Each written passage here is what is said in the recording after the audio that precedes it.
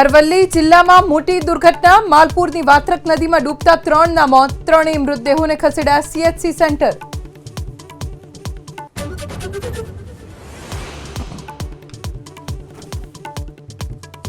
અમદાવાદ મનપાની door to door કચરાની ગાડીએ લીધો માસૂમનો જીવ, 2 વર્ષના બાળકના મોતથી પરિવારમાં શોક, પોલીસે ઘટનાને લઈ શરૂ કરી તપાસ।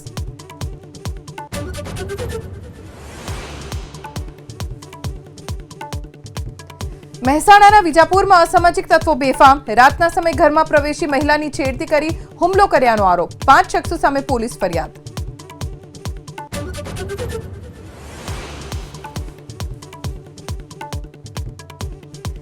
ગાંધીનગરના કલોલમાં શરબાની ટેક્સટાઇલમાં આગ, અચાનક આગથી લાખો રૂપિયાની રૂની ગાંસડી બળીને ખાક, શોર્ટ સર્કિટના કારણે આગ લાગ્યાનું અનુમાન।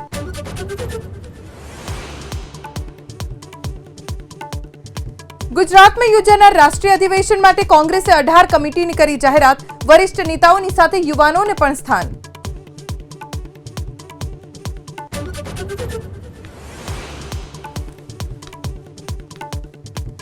હરિયાણાના કુરુક્ષેત્રમાં મહાયજ્ઞમાં ફાયરિંગ, 2 લોકો ઘાયલ, રોષે ભરાયેલા લોકોએ કર્યો ચક્કાજામ।